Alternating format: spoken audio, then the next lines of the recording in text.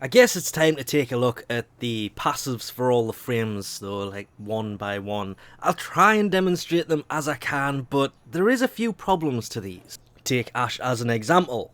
Bleed effect inflicted on enemies do more damage and last longer. That would be the bleed effect, you know, the bleed proc, so it's only when that actually happens, so the damage of Shuriken doesn't go up, the damage of Blade Storm doesn't go up, but if you inflict the bleed effect on them, then the damage done over time after you initially damage them will last longer and deal more. Basically, they'll just bleed out.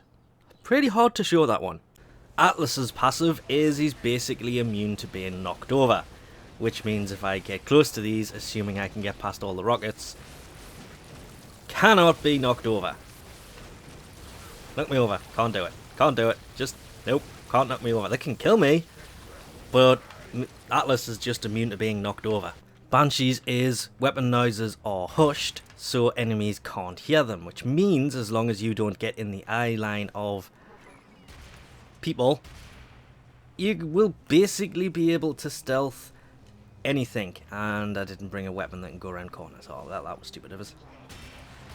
Just stealth your way through everything until they see you, then, well, that's just ruined.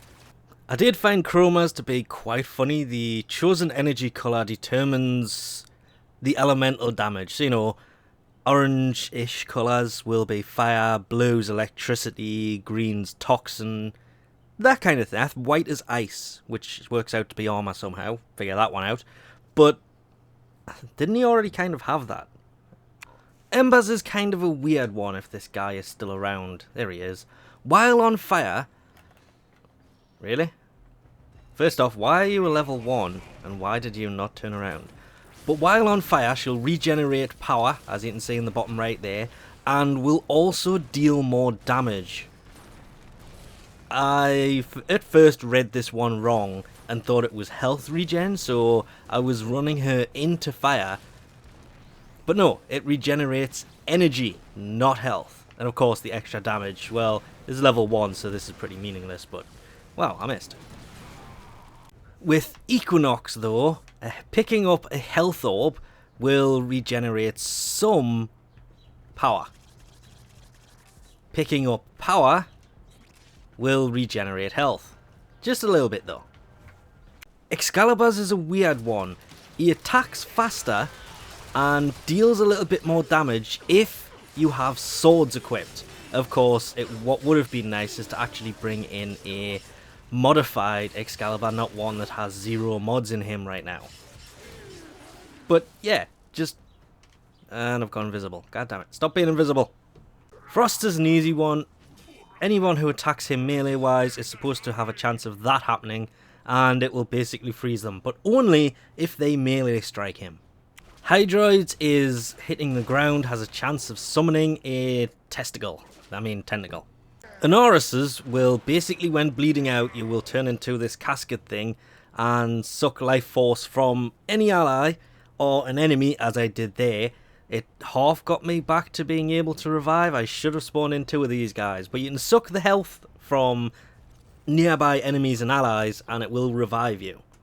Ivara's here is, you see the little red triangles on the map up there?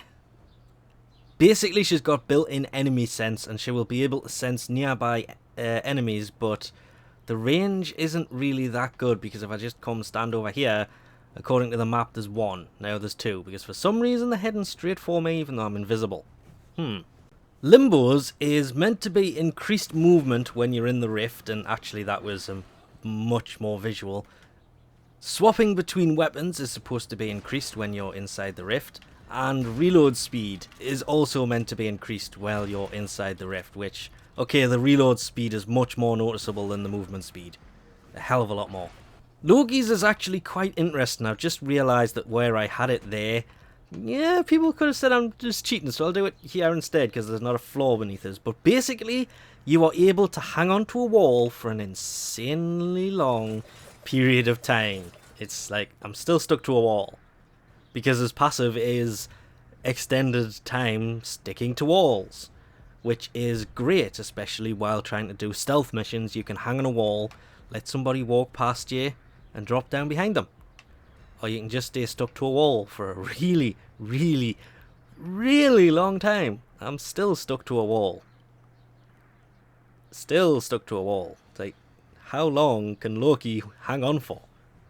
Mags is a bit of a weird one. Bullet jump will basically suck things in from around you. So if I jump, it pulls them in. It's like a mini carrier, if you will. But it picks everything up. Shooting a dual-wielded sidearm will fire faster. A single-handed firearm will reload quicker. And her health, well, she's got bonus health if you don't have a melee weapon equipped. See, I don't have one, her health is 975. If I quickly equip one, it goes down to 925. Mirages is also one of those weird ones. You've got quicker bullet jumps, which, to be honest, is more about reaction time than anything else. And quicker aero acrobatics. I'm assuming that just means you've got more control over in the air, but nope, not really that much. Nekroses get health back for the death of nearby enemies, so you'll see the health goes up with every one of those I killed. But it doesn't go up that much. Measures I had to check a few times because it's simply slide faster and slide further. And honestly, it does go further and faster. I mean, not all of them would make it up the hill. Nova has a passive that when knocked over, nearby enemies will also be knocked over. The problem I have on trying to demonstrate this is this guy doesn't seem to be able to knock me over. Hi, I'm over here. Could you just shoot me? Shoot me. There it is, the big purple thing on the floor. And all these enemies are now falling to their death. Oh. Knocked me over again. Knocked himself over. Pretty hard to demonstrate that actually, but god damn when it works that can be useful. Nyx's passive is anybody affected by any of her abilities. If I just kind of run around and cast Chaos a few times, they will have a chance of laying down their arms like this guy here has. He's running around with a sheave, so is that other one. The rest of them still have their guns, but these two are going at each other with sheaves. Oberon's is wildlife will fight alongside you instead of against you, and I just killed a cobra and they were still fighting with me. Which is pretty hard to demonstrate with all of these kicking around, but basically if I eliminate that guy, the wildlife, and you, will not attack me. But it only works within a certain range and apparently doesn't last that long. See? Not attacking me. Rhino's passive used to be a lot more fun, a lot more interesting, and used to actually do something, but basically it's got built-in heavy impact, so when you land, after jumping from a great height, you will knock enemies over and deal a little bit of damage. But it doesn't seem to work as well as it used to. Siren's is pretty simple, it's just status effects you inflict upon enemies lasts longer, so irradiated enemies will be irradiated for longer and that kind of thing. Trinity's passive is basically you can revive fallen allies quicker, which makes sense for a healer, but the further away part of it, well, it's not really that far away, so from across the map would have been a lot more impressive.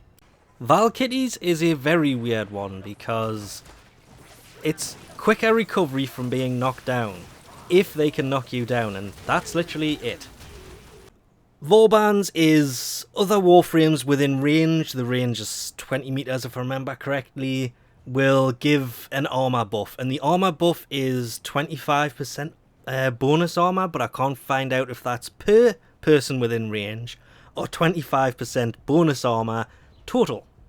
Volts is one I love to hate. You'll see the number in the top right there, the 532, 539.